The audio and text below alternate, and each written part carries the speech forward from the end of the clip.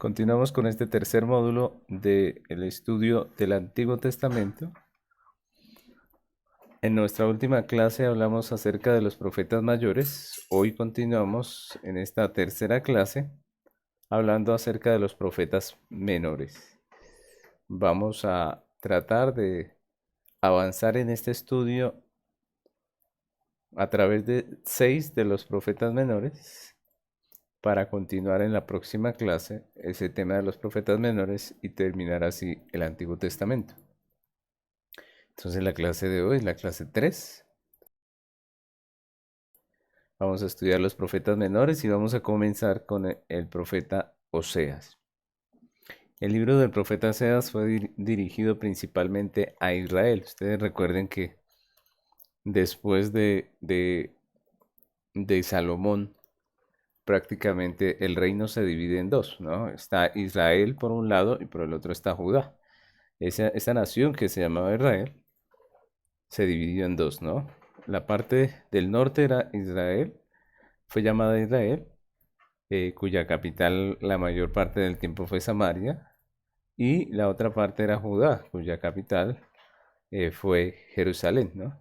Entonces el libro del profeta Isaías, Oseas, fue dirigido principalmente a Israel, ¿cierto? Esa parte eh, de, de Israel donde no reinaban los descendientes de David, sino otros reyes que iban saliendo a través del tiempo. Recuerden que ya estudiamos un poco de esto cuando hablamos del libro de los reyes, ¿no?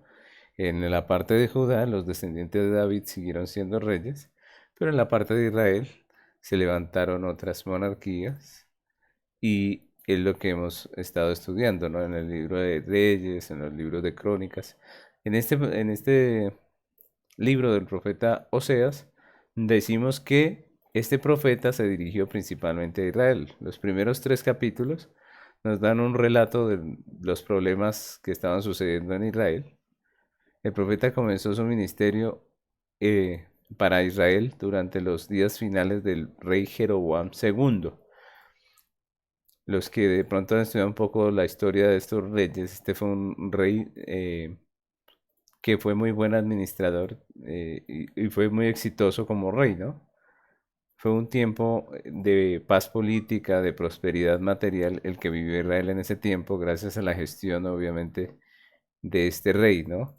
Y en medio de esa prosperidad material, pues también vemos que el libro de Oseas nos presenta una corrupción moral y un decaimiento espiritual. Y el libro tiene el propósito de mostrar los pecados de Israel y el amor de Dios. Entonces, ese es el panorama del libro de Oseas, ¿sí? Si nosotros vemos la realidad de ese libro de Oseas, es una profecía en medio de un tiempo donde, a pesar de que había prosperidad, el pueblo estaba entregado a sus pecados, es decir, esa prosperidad no les llevó a Dios, sino que todo lo contrario, les dio pie o ellos dieron lugar por esa prosperidad al pecado y a la inmoralidad, y por eso viene este profeta a hablar de parte de Dios. Oseas también tiene un texto clave que vamos a estar viendo. Es Oseas, capítulo 3, versículo 1. Dice la palabra del Señor. Me dijo otra vez Jehová, ve, ama a una mujer amada de su compañero, aunque adúltera, como el amor de Jehová para con los hijos de Israel, los cuales miran dioses ajenos y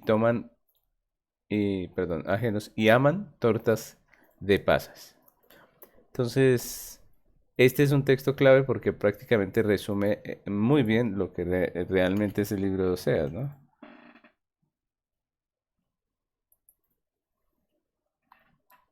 Básicamente, el libro de Oseas nos narra eso, esa historia, ¿no? De Dios queriendo ejemplificar la situación a través de la vida del profeta, ¿no? Recordemos que Oseas tiene un tema y es el amor incondicional de Dios para su pueblo infiel. Y es así que vemos dentro del libro. La Biblia dice que Dios manda al profeta a casarse con una mujer que es adúltera y prácticamente está ilustrando la relación de Dios con su pueblo, ¿no? Su pueblo fue infiel, su pueblo era infiel. Recordemos que la infidelidad en el Antiguo Testamento sobre todo habla de la violación de la ley, pero más que todo acerca de lo que es la idolatría, ¿no? Ese es el pecado en que una y otra vez se reclama o al que se le atañe ese nombre de infidelidad. Israel debía adorar solamente a Dios, pero ellos se inclinaban a la adoración a los dioses paganos y por eso Dios muestra su pueblo como si fuera esa mujer adúltera, ¿no? Dios le dice a Oseas, cásate con una mujer adúltera y con hijos de fornicación. Y lo que pasa es que lo que está haciendo es representar la realidad que está viviendo el pueblo, ¿no? Entonces era un pueblo adúltero delante de Dios en el sentido de que idolatraban. Y a pesar de eso, Dios mandó al profeta a amar a esa mujer. Y lo que nos está diciendo es que el amor de Dios es incondicional.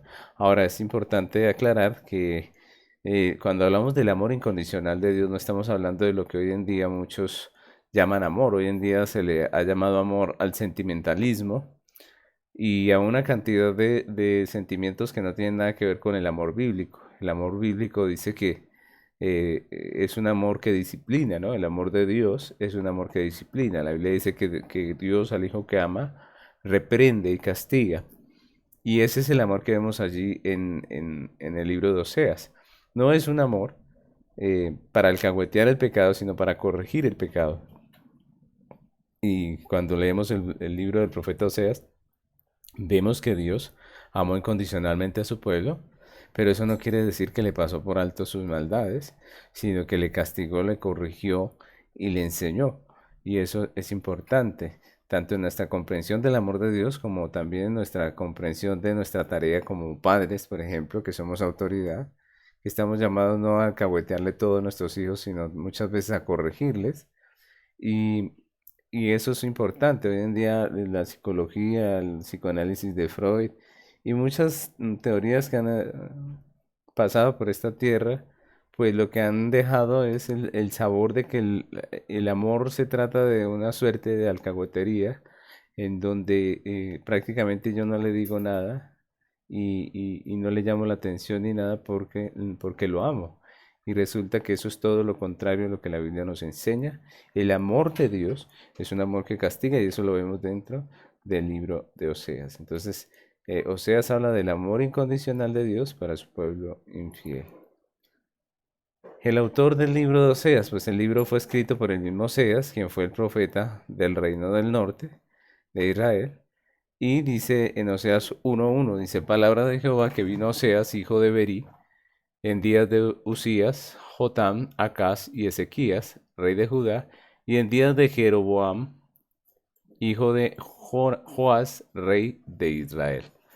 Entonces aquí nos dan un poco el contexto, nos dicen quién fue el autor. Y ahora quiero que veamos la estructura del libro de Oseas, ¿no? Recordemos que siempre que estamos haciendo estos estudios, estamos haciendo una estructura del libro, ¿no? Los profetas menores, si ustedes se dan cuenta, son libros muy pequeños, así que la estructura de los libros, pues obviamente es muy pequeña. Aquí en este caso, pues podemos dividir Oseas en dos prácticamente. La primera parte es el hogar de Oseas y la infidelidad de Israel. Entonces es esa relación que hay entre el Dios Santo e Israel y la relación que le ordena el Señor tener a Oseas con una mujer fornicaria, ¿no? Con la que le invita a casarse y a tener hijos prácticamente. Entonces, esa es la historia, ¿no? La primera parte, el hogar de Oseas y la infidelidad de Israel. El hogar de Oseas viene a ser como esa representación de la realidad, de la relación adúltera del pueblo de Israel con Dios. O sea, de la relación con Dios pactual que se ve manchada por el adulterio de Israel, más bien, ¿cierto? Y eso es lo que vemos allí en esa primera parte. La segunda parte es el mensaje de Oseas para Israel y Judá. Entonces allí viene las amonestaciones de Oseas, las palabras de Oseas.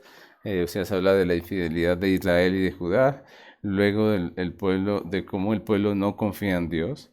Luego el Señor promete castigar a Israel, ¿cierto? En medio de ese libro, lo que les decía, el amor incondicional de Dios no quiere decir que Dios alcahuetea o que Dios patrocina el pecado de su pueblo, sino que más bien nos dice que Dios reprende y castiga al hijo que ama.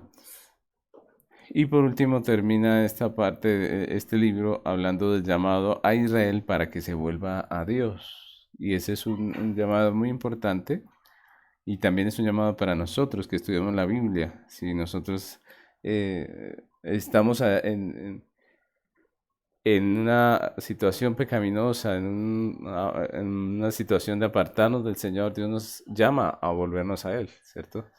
Dios está llamándonos a nosotros a volver nuestro rostro a Dios. No podemos estar en Cristo con un pie adentro y el otro afuera. Dios nos está llamando a arrepentirnos y a volvernos a Él, como dice el texto. Entonces, ahora vamos a ver un poco los énfasis de el libro de Oseas, ¿no? Entonces, el primer énfasis que encontramos allí es la fidelidad y la misericordia y el amor de Dios. Y este tema es muy importante porque el amor de Dios realmente es incondicional. ¿Y en qué sentido es incondicional, mis hermanos? Pues que la Biblia nos muestra que Dios nos ama en justicia, pero no en nuestra justicia, sino en la justicia de Cristo. Dios nos ama en Cristo, ¿cierto? Entonces, por esa razón somos amados. Miren que no somos amados por nosotros o por nuestras buenas obras. Somos amados en Cristo. La Biblia dice, con amor eterno te he amado, y por eso el pueblo de Dios es amado. El pueblo de Dios es amado con amor eterno porque Dios nos ama es en Cristo, ¿no? Entonces eso es muy importante. El amor incondicional de Oseas por su esposa adúltera pues representa el amor de Dios por los infieles hijos de Israel, ¿no? Entonces a veces sucede eso en la iglesia, los creyentes eh, cometemos actos que son contrarios a lo que Dios manda, pero Dios, lejos de apartarse de nosotros y abandonarnos, lo que hace Él es corregirnos y enseñarnos, disciplinarnos muchas veces, ¿cierto? Y perseverar en nosotros, y eso es maravilloso, ese es un mensaje maravilloso, la fidelidad, la misericordia y el amor de Dios. Dice Oseas 1, 2 y 3. El principio de la palabra de Jehová, dice, el principio de la palabra de Jehová por medio de Oseas, dijo Jehová a Oseas, ve, tómate una mujer fornicaria e hijos fornicarios, porque la tierra fornica apartándose de Jehová. Fue pues, y tomó a Gomer, hija de Diblaim, la cual concibió y le dio a luz un hijo. Entonces, esa es la misericordia de Dios manifestada en esa obra profética de Oseas, que es la de ir y tomar a una mujer que es adúltera. Y nos muestra la perseverancia de Dios sobre su pueblo infiel, la fidelidad de Dios, su misericordia y su amor para con nosotros en Cristo.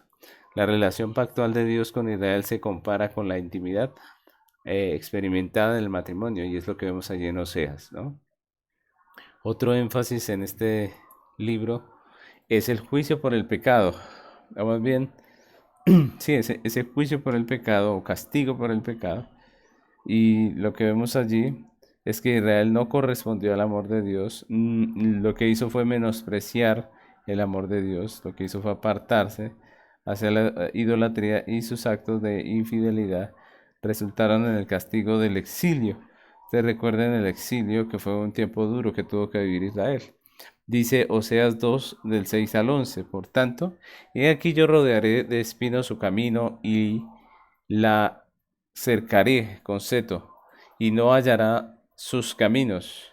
Seguirán a sus amantes y no los alcanzará. Los buscará y no los hallará.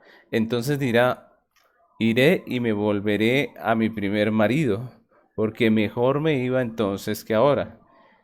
Y ella no reconoció que yo le daba el trigo, el vino y el aceite, y que le multipliqué la plata y el oro que ofrecía a Baal. Por tanto, yo volveré y tomaré mi trigo a su tiempo y mi vino a su sazón, y quitaré mi lana y mi lino que había dado para cubrir su desnudez. Y ahora descubriré yo su locura delante de los ojos de sus amantes, y nadie la librará de mi mano. Haré cesar todo gozo, sus fiestas, sus nuevas lunas y sus días de reposo y todas sus festividades. Y nosotros ya leímos en anteriores libros cómo fue ese tiempo. Fue un tiempo duro en donde Dios castiga a su pueblo por su pecado y lo manda al exilio y le va tan mal a Israel, ¿no? Estamos hablando de la parte de Israel del norte. Recordemos que ellos fueron llevados a Siria cautivos. Y finalmente vemos el tema del arrepentimiento y la restauración. Oseas 14 del 1 al 6 dice así: vuelve, oh Israel, a Jehová tu Dios, porque por tu pecado has caído. Llevad con vosotros palabras de súplica y volved a Jehová y decidle: quita toda iniquidad y acepta el bien, y te ofreceremos la ofrenda de nuestros labios. No nos librará el asirio, no montaremos en caballo, ni nunca más diremos a la hora de nuestras manos: dioses nuestros, porque en ti el huérfano alcanzará misericordia. Yo sanaré su rebelión, los amaré de pura gracia, porque mi ira se apartó de ellos. Yo seré a Israel como rocío, y él florecerá como lino, y extenderá sus raíces como el Líbano. Se extenderán sus ramas, y será su gloria como la del olivo, y perfumará como el Líbano. Entonces ahí vemos la restauración del Señor, como Dios dice: yo los amaré de pura gracia. Y ese es un tema muy importante del amor de Dios, que es un amor de gracia.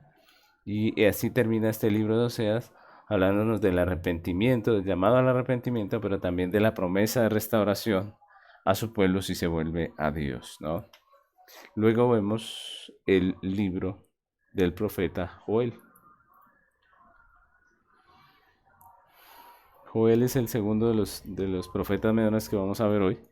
Y Joel está dividido en dos partes, prácticamente. Es un libro corto, pequeño, como los demás profetas menores, y pues está dividido solamente en dos partes. La primera es la historia, es la parte histórica, podemos decir, y nos narra una gran calamidad causada por una invasión de langostas, la necesidad de arrepentirse y la restauración. Esa es la primera parte del libro de Joel. Y la segunda parte es prácticamente escatológica y habla de una respuesta, de la respuesta de Dios a las oraciones de su pueblo, y describe el derramamiento del Espíritu, el juicio de las naciones y la bendición del pueblo de Dios. Prácticamente ese es el libro de Joel. Y tenemos aquí también un texto clave del libro de Joel, que es Joel capítulo 2 versículo 13, dice: rasgad vuestros corazones, vuestro corazón y no vuestros vestidos, y convertidos a Jehová vuestro Dios, porque misericordioso es y clemente, tardo para la ira y grande en misericordia, que se duele del castigo. Entonces prácticamente lo que pide Dios en este versículo es un arrepentimiento real. Recordemos que el gesto de rasgar los vestidos era una expresión, una forma de expresar arrepentimiento, ¿cierto? Entonces la gente sentía que lo que había hecho estaba mal y lo que hacía era rasgar sus vestidos. Pero el Señor les dice: más que rasgar los vestidos físicamente, yo les invito a que rasguen su corazón. Dice el texto, lo que está diciendo es que nuestro arrepentimiento sea real y no solamente un acto litúrgico, ¿no? O un acto físico, sino que sea totalmente cierto, verdadero, verídico. Ahora hablemos un poco de lo que es el tema de todo el libro. El tema de todo el libro de Joel es prácticamente que Dios, en su amor soberano, castiga para arrepentimiento al pueblo de su pacto. Miren esto: Dios, en su amor soberano, castiga para arrepentimiento al pueblo de su pacto. Dios nos castiga para arrepentimiento a nosotros que somos su pueblo, ¿cierto? Nos castiga para que nos volvamos a Él. Y eso es algo maravilloso. ¿Quién es el autor del libro de Joel? Pues el autor se identificó a sí mismo dentro del libro como Joel. Todos estos profetas, libros de los profetas, pues se identifican prácticamente con su nombre. Y dice Joel 1:1: palabra de Jehová que vino a Joel, hijo de Petuel. Otro punto que vamos a ver de Joel es su estructura. ¿Cómo está estructurado este libro? ¿Qué es lo que enseña este libro Básicamente podemos, como les decía al principio, podemos dividir en dos este libro. La primera parte habla de la invasión de las langostas y nos habla de la devastación de las langostas desde el versículo 1 al 7. Y luego viene un llamado al arrepentimiento. Hay una realidad de una plaga prácticamente y Dios llama al arrepentimiento. Y la segunda parte es la respuesta de Dios, que es el anuncio del día de Jehová. Entonces Dios a través del profeta anuncia el día de Jehová, habla de la misericordia de Jehová, habla del derramamiento del Espíritu, habla del juicio de Jehová sobre las naciones y finalmente de la liberación de Judá. Esos son prácticamente los temas del profeta Joel y vamos a hablar un poco de los énfasis.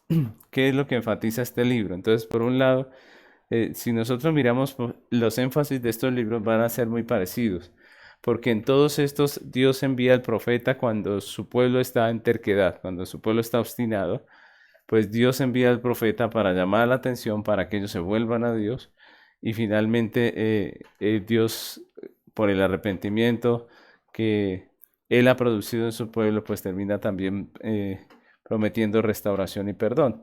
Básicamente todos los profetas menores vamos a ver algo similar. Por ejemplo, este de Joel también empieza hablándonos del castigo y el juicio. Dice Joel capítulo 2 versículos 1 y 2. Dice, tocad trompeta en Sión y dad alarma en mi santo monte. Tiemblen todos los moradores de la tierra porque viene el día de Jehová, porque está cercano, día de tinieblas, de oscuridad, día de nube, de sombra, como sobre los montes se extiende el alba, así vendrá un pueblo grande y fuerte, semejante a él no hubo jamás, y después de él lo habrá en años de muchas generaciones. Entonces, aquí nos están advirtiendo de un castigo, de un juicio, ¿no? De un castigo y de un juicio. Entonces Joel advierte del día en que Dios castigará a Judá por su pecado, obviamente.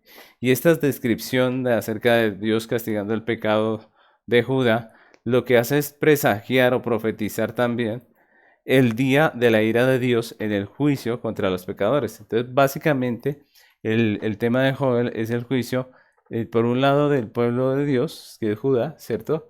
Pero por otro también el día del juicio, de la ira de Dios sobre la humanidad, ¿no? Entonces, básicamente habla de esas dos, ¿no? Del castigo y del juicio. Por eso nuestro énfasis tiene ese título, castigo y juicio. Pero hay una diferencia entre los dos eventos, ¿no? El castigo contra Judá es un llamado prácticamente a ponerse a cuentas, ¿sí? En todo lo que es el llamado a Judá, lo que Dios le dice es que se arrepienta, que llamen al pueblo, que convoquen a la asamblea, que se arrepientan, que lloren, que le pidan perdón a Dios. Eso es lo que hace cuando habla acerca del castigo para Judá. Pero cuando vemos que habla acerca del día de la ira de Dios sobre las naciones, sobre todo el mundo, pues allí lo que nos muestra es un juicio severo que vendrá sobre los enemigos de Dios. Básicamente es eso lo que vemos allí en el libro, ¿no? Entonces el énfasis del castigo y del juicio están presentes en todo el libro de Joel. El otro énfasis que vemos dentro del libro de Joel es el arrepentimiento y la salvación, ¿no?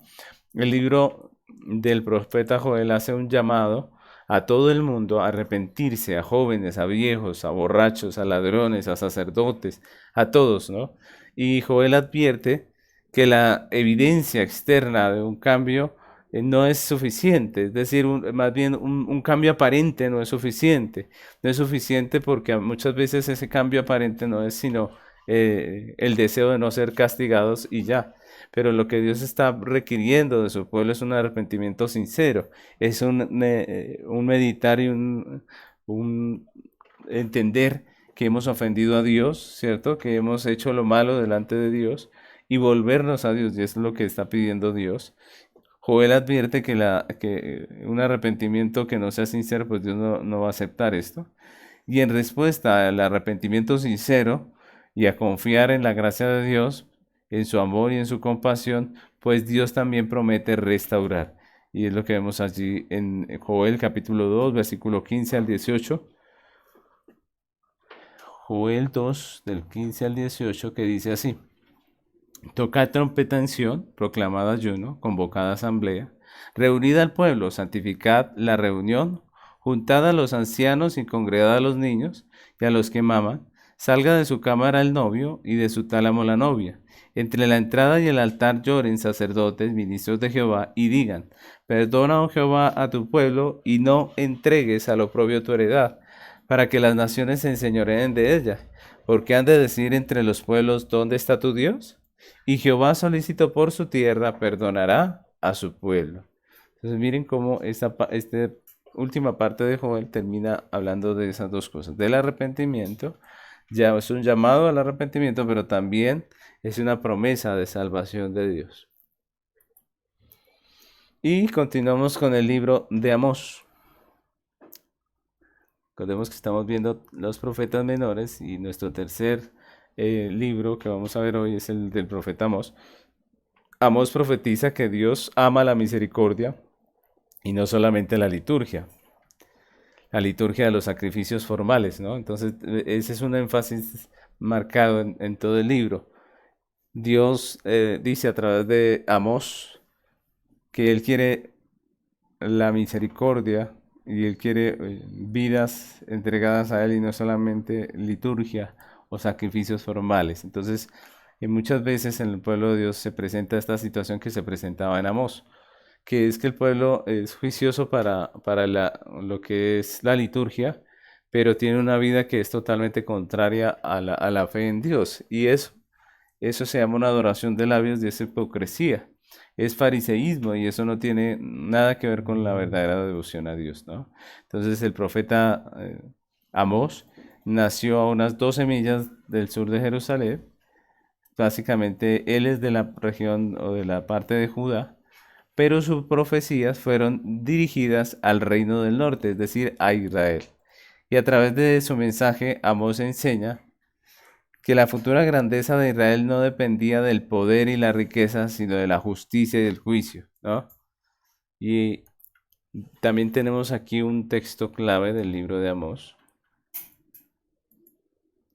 que es Amós capítulo 3, versículo 2, dice, a vosotros solamente he conocido de todas las familias de la tierra, por tanto os castigaré por todas vuestras maldades, dice el Señor, ¿no? El texto es muy claro de lo que hemos estado hablando, de lo que es el libro de Oseas.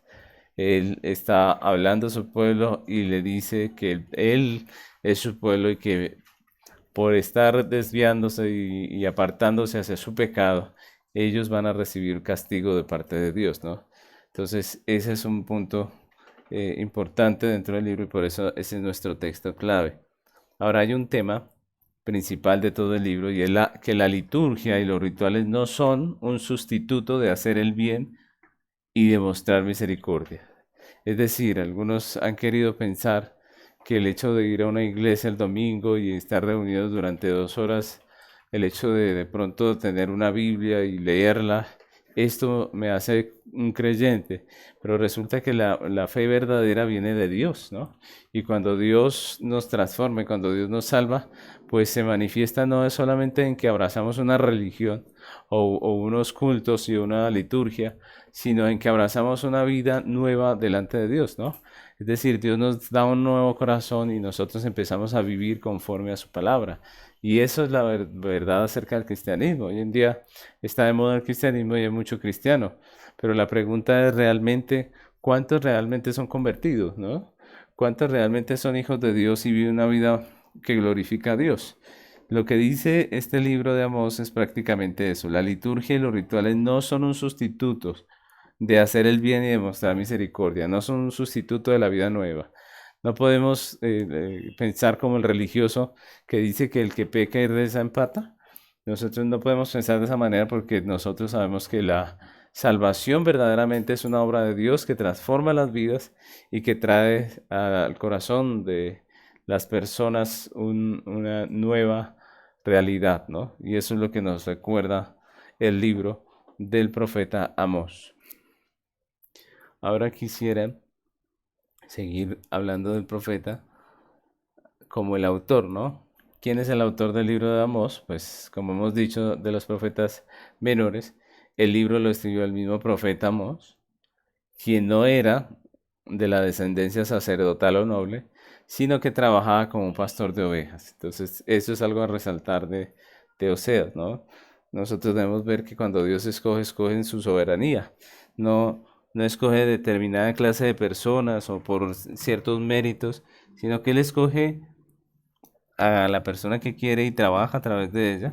En este caso, este hombre era un pastor de ovejas, Dios lo llama al oficio y él tiene que pues abandonar obviamente su trabajo y dedicarse a lo que Dios le llama, que es a ser profeta, ¿no? Vamos a ver también la estructura del libro de Amós.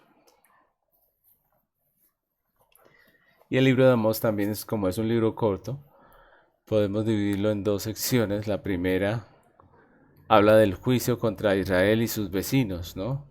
Primeramente empieza hablando acerca de las naciones vecinas, de cómo Dios va a castigar a las naciones vecinas, y luego habla de Israel, porque Israel, recordemos que había pecado y estaba haciendo lo malo delante de los ojos de Dios. Luego viene la parte que son visiones del castigo y de la renovación de Israel. Entonces allí vemos una serie de visiones, de relatos acerca precisamente del castigo y de la renovación de Israel. Y la visión del castigo es lo primero que vemos allí y luego el Señor restaura a Israel. Básicamente ese es el libro de Amós, del profeta Amós.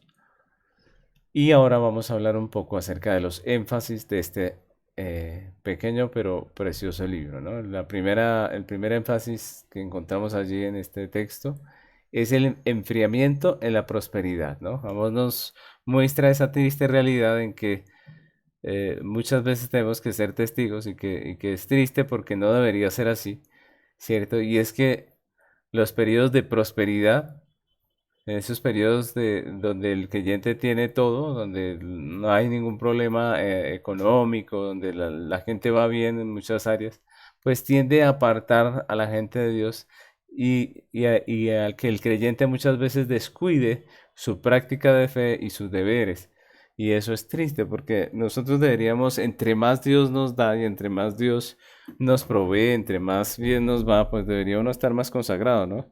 Pero la realidad, como dice el profeta, es todo lo contrario. En ese tiempo en donde había tanta abundancia, donde el pueblo tuvo tanta bendición física, económica, pues lo que hacen es apartarse de Dios. Y dice Amós capítulo 6, versículo 1. Dice, hay de los reposados en Sión y de los confiados en el monte de Samaria, los notables y príncipes entre las naciones, a los cuales acude la casa de Israel. Pasad a Calné y mirad, y de allí a la gran Hamad. Descended luego a Gad de los filisteos. Vedse aquellos reinos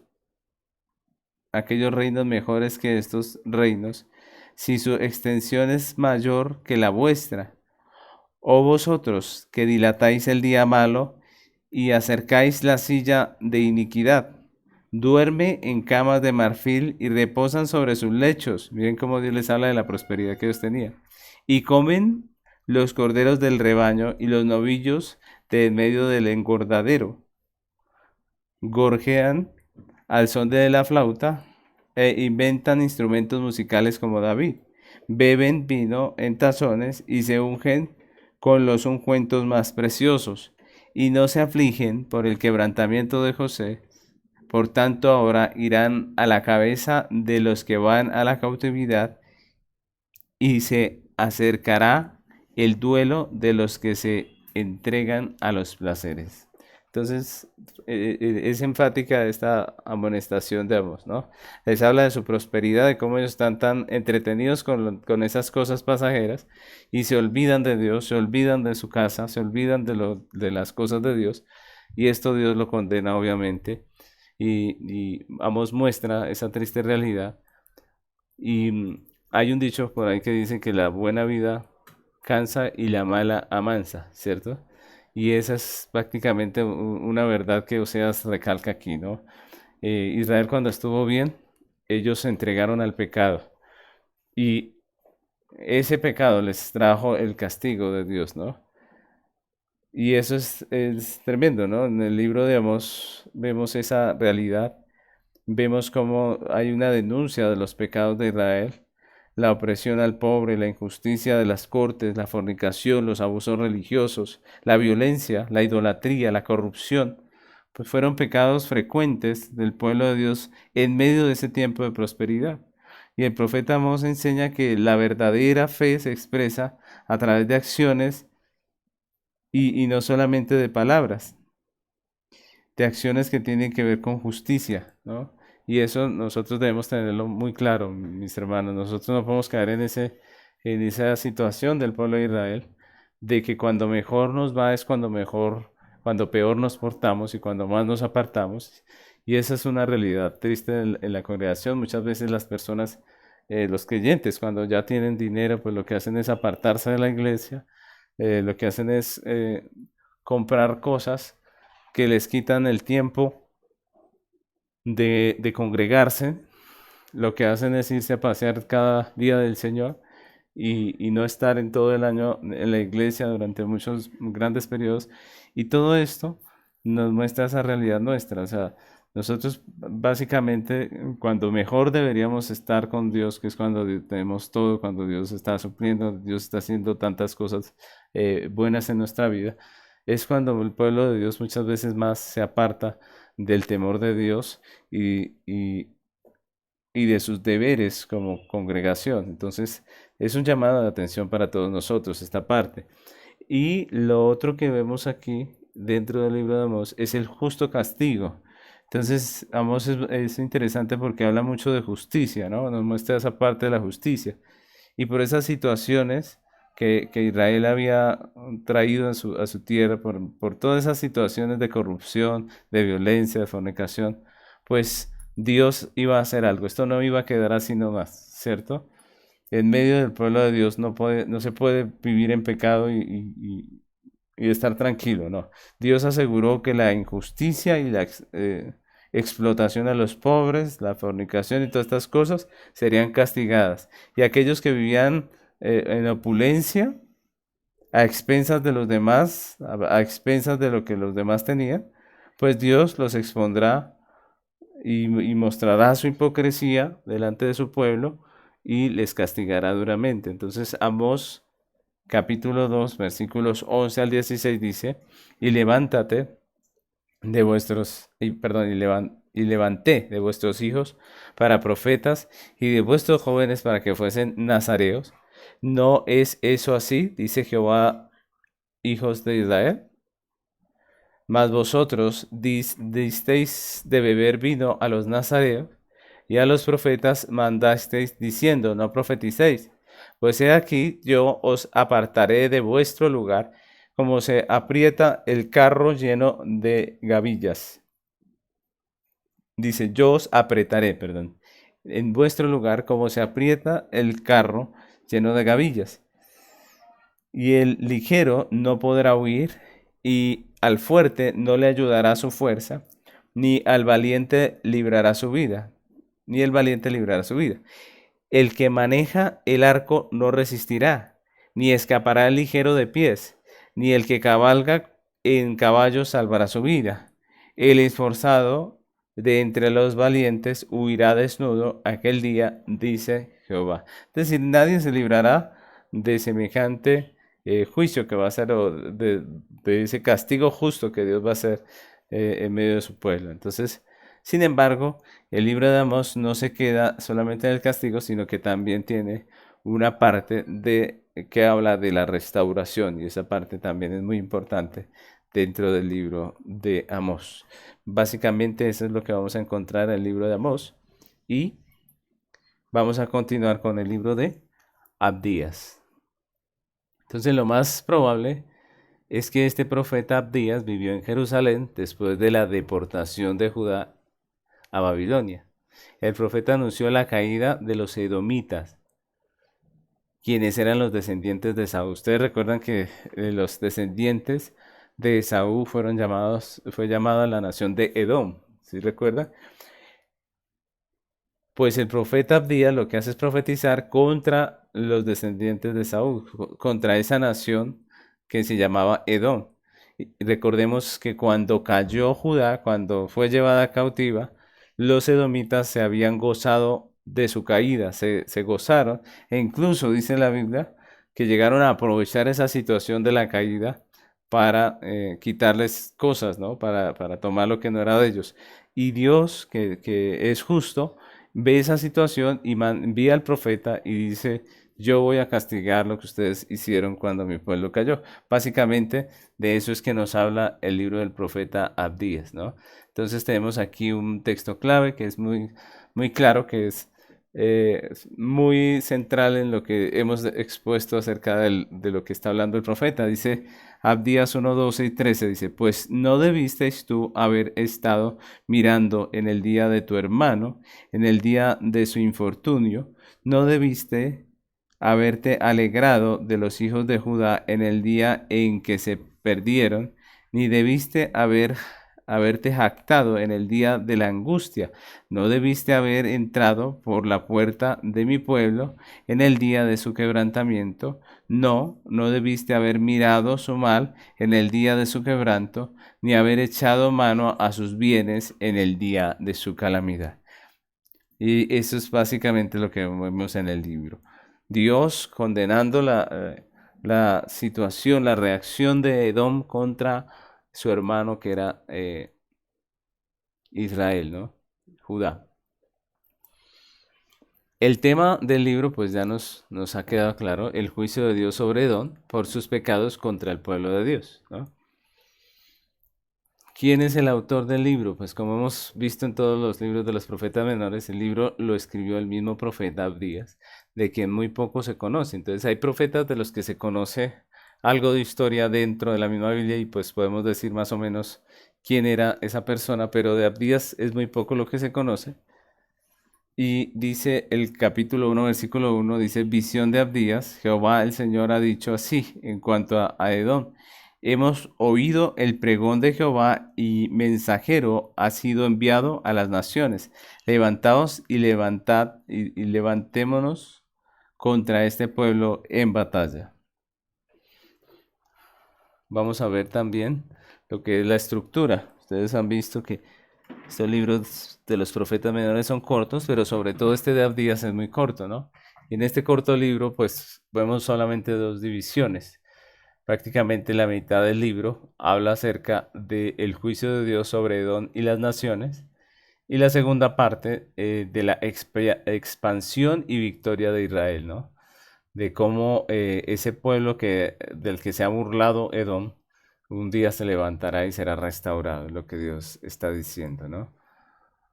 Esa es la pequeña estructura del libro de Abdías. Y vamos a ver lo que es los énfasis de este libro, ¿no? El primer énfasis que vemos allí es el juicio para Edom, ¿no? Y de eso es que nos habla esta primera parte. En este, que es el más corto de los libros del Antiguo Testamento, el profeta le asegura al pueblo de Dios que el Señor castigará a aquellos que lo habían maltratado. Y en Abdías capítulo 1, versículos 9 al 13 dice así, y tus valientes, oh Temán, serán amedrentados, porque todo hombre será cortado del monte de Saúl por el estrago. Por la injuria a tu hermano Jacob te cubrirá vergüenza, y serás cortado para siempre el día que, estando tú delante, llevaban extraños cautivos su ejército, y extraños entraban por sus puertas, y echaban suertes sobre Jerusalén, tú también eras como uno de ellos, pues no debiste tú haber estado mirando en el día de tu hermano, el día de su infortunio, no debiste haberte alegrado de los hijos de Judá en el día en que se perdieron, ni debiste haberte jactado en el día de la angustia. No debiste haber entrado por la puerta de mi pueblo en el día de su de su quebrantamiento. No debiste haber mirado su mal en el día de su quebranto, ni haber echado mano a sus bienes en el día de su calamidad. Ese texto es muy diciente, ¿no? Muy tremendo. Él dice enfáticamente que va a castigar a Edom por haberse levantado contra su hermano. Y esto nos recuerda que debemos temer a Dios y no hacer injusticia o agravio a nuestros hermanos. Debemos ser justos. Mis hermanos, a veces nosotros hacemos injusticias y pensamos que no pasa nada, pero la realidad es que todas las injusticias que cometamos nosotros, pues un día las pagaremos. Y eso es así, así, eso se cumple. Por eso nosotros más que mirar las cosas pasajeras de esta vida, deberíamos mirar la justicia, deberíamos ser sabios para cuidar de ser justos. No podemos nosotros robar a un hermano, ¿cierto? No podemos nosotros quedarnos con algo que es de un hermano.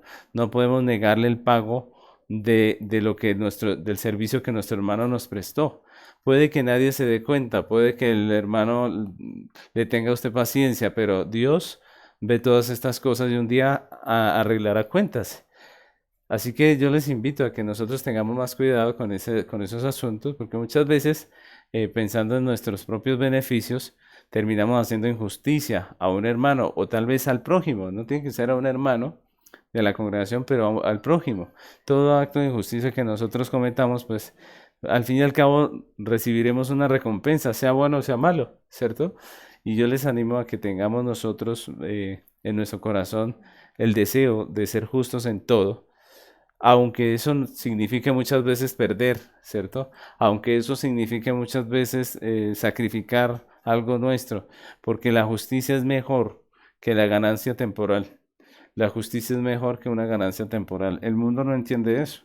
Las personas del mundo, para ahorrarse una plata, son capaces de mentir, son capaces de hacer el daño, ¿cierto? Son capaces de ser fraudulentos, pero lo que la Biblia nos enseña es que nosotros, los hijos de Dios, debemos buscar justicia, porque la justicia es tributaria, ¿no?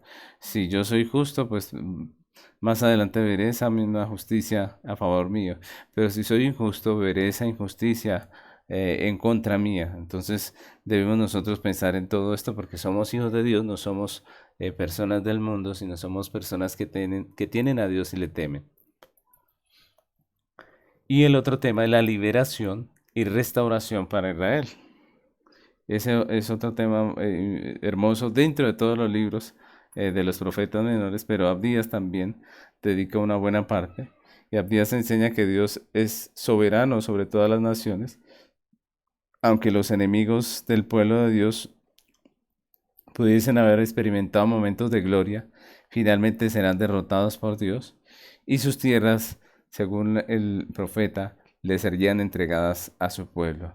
Dice Abdías 1:19 al 21, y los del Negev, y los del Negev poseerán el monte de Esaú, y los de la Cefela a los filisteos poseerán también los campos de Efraín y los campos de Samaria y Benjamín a Gad, y los cautivos de este ejército de los hijos de Israel poseerán lo de los cananeos hasta Sarepta, y los cautivos de Jerusalén que están en Sefarat poseerán las ciudades del Negev. Y subirán salvadores al monte de Sión para juzgar al monte de Saúl, y el reino será de Jehová. Amén. Entonces, básicamente, eso es lo que podemos encontrar dentro del libro del profeta Abdías. Ahora vamos a hablar de Jonás.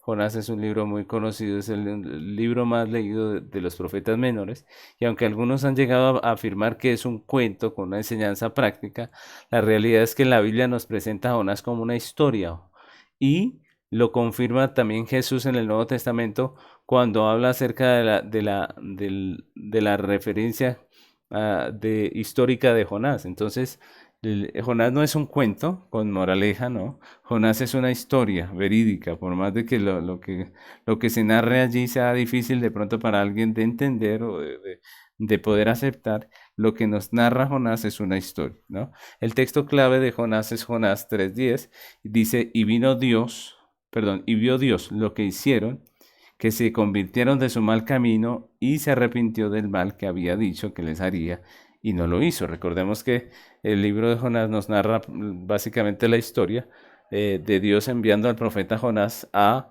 el pueblo de Nínive a predicarles que se arrepintieran, ¿no? Ese texto lo que nos están diciendo es que finalmente Dios vio que ellos se apartaron de su mal camino y les perdonó lo que él había dicho que les iba a hacer. Ahora viene el tema es el interés compasivo de Jehová por los gentiles. Recordemos que en la mente de los hijos de Israel estaba arraigada la idea de que ellos prácticamente eran un pueblo único y que Dios no miraba para ningún lado, ¿cierto? Sino que básicamente la nación de Israel era los únicos, pues, que iban a recibir misericordia de Dios. Pero en este libro de Jonás vemos que no es así, que Dios llama a Jonás, que es profeta, a, a, a predicarle o a enseñar, a llamar al arrepentimiento al pueblo de Nínive. Ahora ustedes recuerden que Nínive era la capital del reino de Asiria. Y básicamente lo que vemos en Jonás es que Jonás no quería ir porque Asiria eran precisamente sus enemigos. Entonces, lo que Dios le estaba diciendo a Jonás era que fuera y le predicara a sus enemigos para que se arrepintieran y Dios no los castigara. Obviamente en el corazón de Jonás estaba el deseo de que Dios castigara a Nínive, que Dios castigara a sus enemigos. Pero Dios le dice, vaya y predíqueles a ellos para que ellos se arrepientan y no sean castigados. Y ahí está el problema de Jonás. Jonás no era que tuviera miedo de ir a Nínive, como algunos han querido mostrar.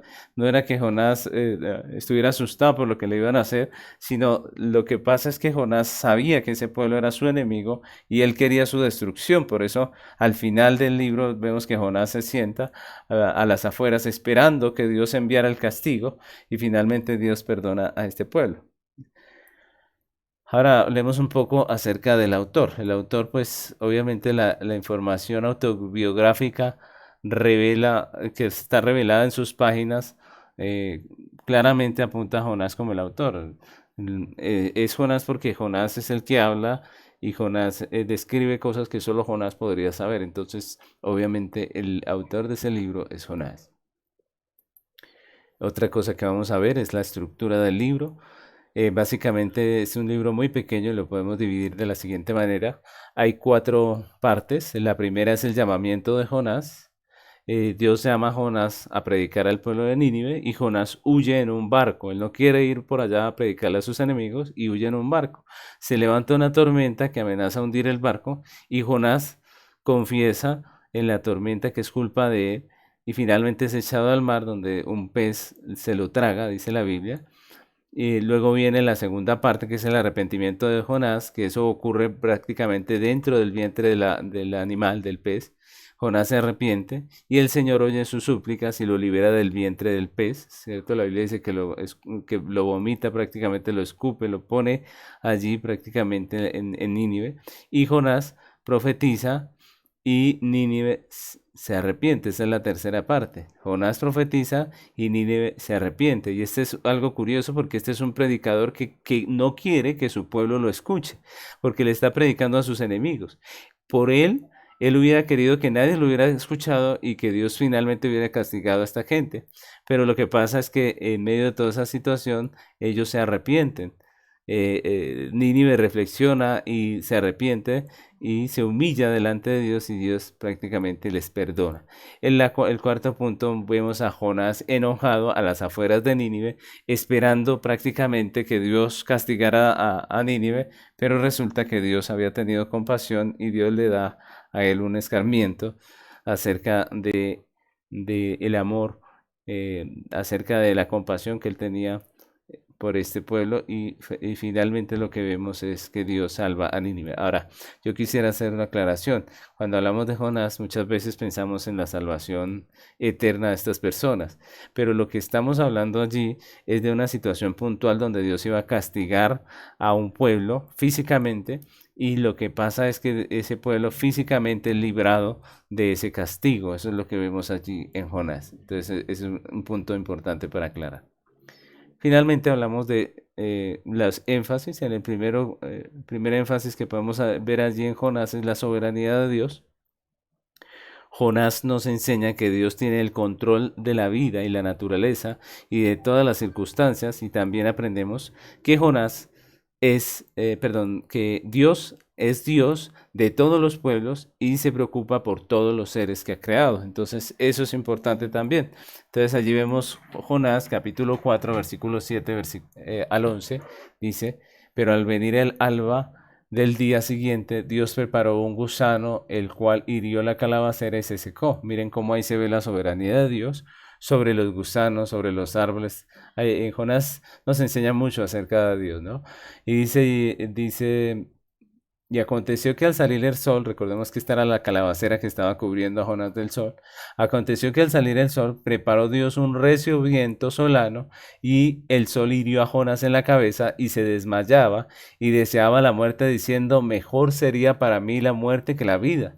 Entonces dijo Dios a Jonás, ¿tanto te enojas por la calabacera? Y él respondió, mucho me enojo hasta la muerte. Y dijo Jehová, tuviste tu lástima de la calabacera, en la cual no trabajaste, ni tú la hiciste crecer, que en un espacio de una noche nació y en el espacio de otra noche pereció. Y no tendré yo piedad de Nínive, aquella gran ciudad donde hay más de 120,000 personas que no saben discernir entre su mano derecha y su mano izquierda, y muchos animales. Entonces es un escarmiento que le da Dios allí a Jonás y en medio de todo eso vemos la soberanía de Dios. Y el otro énfasis de Jonás es la misión de la iglesia. En Jonás vemos la misión de la iglesia de proclamar el evangelio, el mensaje de Dios a todo el mundo, incluyendo a aquellos que se oponen, a todas las naciones. Y Mateo capítulo 28, versículo 18 al 20, dice así. Y Jesús se acercó y les habló diciendo, Toda potestad me es dada en el cielo y en la tierra, por tanto, id y haced discípulos a todas las naciones, bautizándolos en el nombre del Padre y del Hijo y del Espíritu Santo, enseñándoles que guarden todas las cosas que os he mandado, y aquí yo estoy con vosotros todos los días hasta el fin del mundo. Amén. Finalmente vamos a ver el libro de Miqueas. Miqueas vivió durante el tiempo de Isaías y al igual que Isaías, él predicó contra los pecados de su tiempo, especialmente contra la opresión de los ricos hacia los pobres. Miqueas profetizó tanto la destrucción de Israel como la de Judá y poco tiempo después de su predicación, de su profecía, pues cayó Israel en manos de los asirios. También habló del perdón de Dios y la restauración, como todos los otros profetas. Tenemos un texto clave que es Miqueas 7:18 y dice ese texto: ¿Qué Dios como tú que perdonas la maldad y olvidas el pecado del remanente de su heredad? No retuvo para siempre su enojo porque se deleita en misericordia. Él volverá a tener misericordia de nosotros, sepultará nuestras iniquidades y echará en lo profundo del mar todos nuestros pecados. Es un texto muy precioso acerca de la restauración del pueblo de Dios. El tema de Miqueas.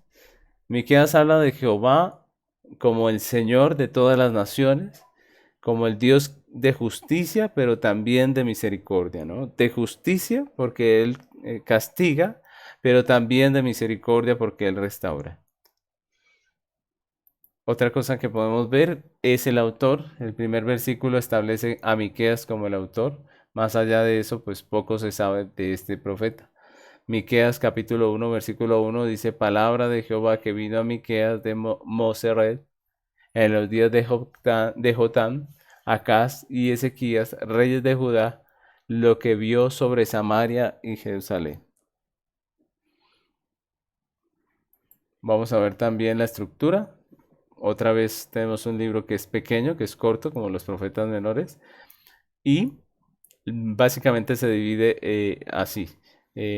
Primero está el juicio contra Israel y Judá. Segundo, la esperanza para el pueblo de Dios. Tercero, el Señor castiga a Israel por sus pecados. Todo esto lo está profetizando el profeta Miqueas, ¿cierto? El Señor castigará a Israel por sus pecados y finalmente el Señor perdonará a quienes confiesan sus pecados. Esa es básicamente la estructura del libro de Miqueas. Y ahora hablemos de los énfasis. Miqueas tiene dos énfasis sencillos. El primero es la justicia contra los opresores, ¿no? Entonces Miqueas declaró en su profecía que Dios juzgará los pecados del pueblo de Israel.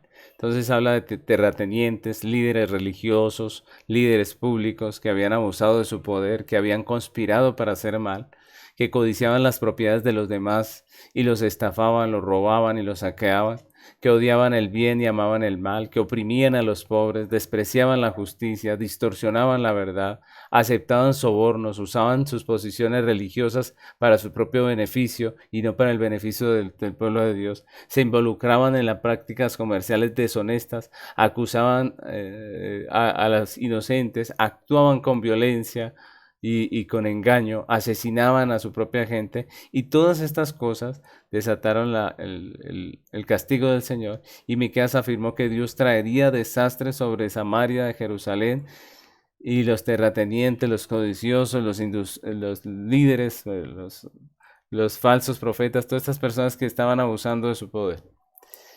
Miqueas capítulo 1 versículo 2 al 6 dice: Oíd pueblos todos, está atenta tierra y cuanto hay en ti, y Jehová el Señor desde su santo templo, sea testigo contra vosotros. Porque he aquí Jehová sale de su lugar y desaparecerá y hollará, y descenderá y hollará las alturas de la tierra, y se derretirán los montes debajo de él, y los valles se hendirán como la cera delante del fuego, como las aguas que corren por el precipicio. Todo esto por la rebelión de Jacob y por los pecados de la casa de Israel. ¿Cuál es la rebelión de Jacob? ¿No es Samaria? ¿Cuáles son los lugares altos de Judá? ¿No es Jerusalén? Haré pues de Samaria montes de ruina y la tierra para plantar viñas, y derramaré sus piedras por el valle y descubriré sus cimientos.